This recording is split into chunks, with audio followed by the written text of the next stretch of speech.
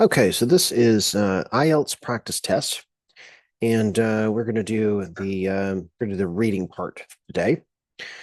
So I'm going to read through this. I'm going to read through this essay, and you have to answer questions. The essay is divided into four parts, A, B, C, and D, and you have to answer questions about which part.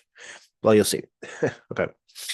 An ancient Greek philosopher once wrote that laughter is what makes us human, that it defines us as a species. Much more recent developments in biology and behavioral science suggest that not only humans, but also rats and dolphins laugh. Nonetheless, laughter is one of the most important aspects of human social life and self expression. Laughter starts very soon after an infant is born, almost as soon as crying, and it serves many different social and psychological functions, from sharing our joy to intimidating and insulting other people. In many parts of the world, making other people laugh is considered a great gift, and comedy has always been a vital part of culture and art, perhaps precisely because of the complex, significant role of laughter in everyday life. Humans begin laughing when they are about 40 days old. In the 19th century, Charles Darwin verified this number by observing his own newborn daughter. Darwin also suggested an explanation for the sounds she made. We want to show one another that we are happy or delighted. Pleasure lies at the base of what Darwin called real laughter. Most people still think of laughing this way as a fundamentally social act that helps us relate to one another by communicating positive feelings. It's an easily verifiable fact that everyone laughs louder and more frequently in groups than when alone. And Darwin and one of his colleagues also demonstrated that it is easy for human beings to tell when someone is faking a laugh or a smile. Because of a certain muscle in the human face, the zygomaticus major, or muscle of joy, our eyes sparkle when we are genuinely happy. Though most laughter in human life does signify joy, several writers and thinkers have also indicated that we sometimes do laugh at other people in an attempt to intimidate or demonstrate our superiority over them. Laughter is often used to draw social boundaries between those who laugh and those who are laughed at. Adolescents, in particular, have been shown to laugh more than any other demographic, which fits with current sociological ideas about peer pressure and the rapid formation of group dynamics among teenagers. At much larger levels, too, racist and stereotypical humor can lead to massive conflict between groups who. Second. At much larger levels, too, racist and stereotypical humor can lead to massive conflict between groups who attack each other's identities with satire and other forms of jokes meant to ridicule and belittle. Though laughter is usually associated with play or pleasure, as a sign that individuals have no intention of hurting one another, it can be aggressive and competitive.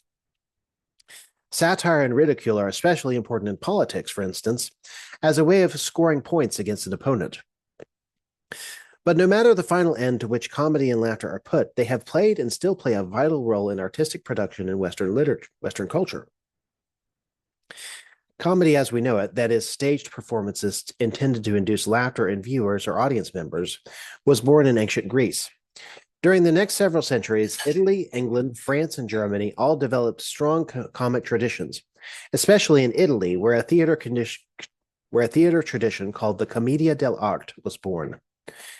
Traveling performers played comic songs and put on puppet shows and plays to amuse crowds of viewers. This continued across Europe for hundreds of years, even as major cities developed and acting troupes settled into more permanent theaters.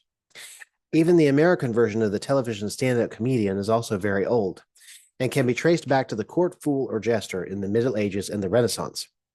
Human beings may not be the only animals who laugh, but for centuries we have made it a central part of being human. Okay, so I will put the link in the description for this YouTube video. There's a bunch of questions here, questions and answers. In this first part, you have to select in the letter of the paragraph in which each piece of information is first introduced.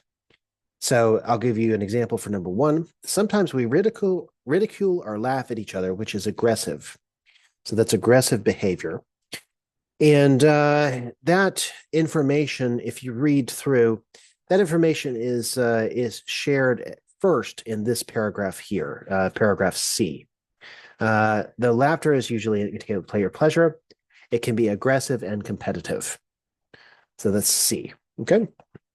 And we have bunch of other questions here. Okay.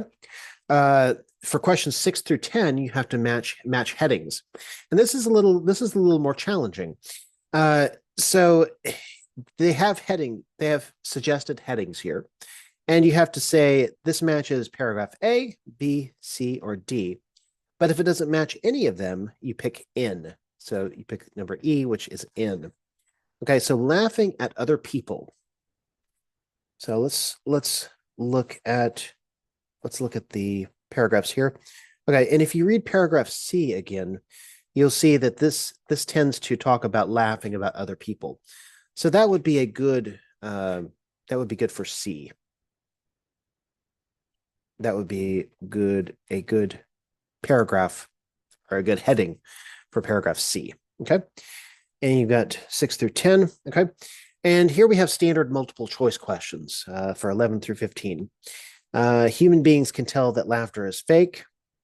And the answer here is if the laugher's eyes don't twinkle. You don't usually see this word laugher, but it's someone who's laughing. Someone who's laughing would be a laugher. And if the laugher's eyes don't twinkle. Now, this information is in paragraph C. Actually, sorry, it's paragraph B. Okay.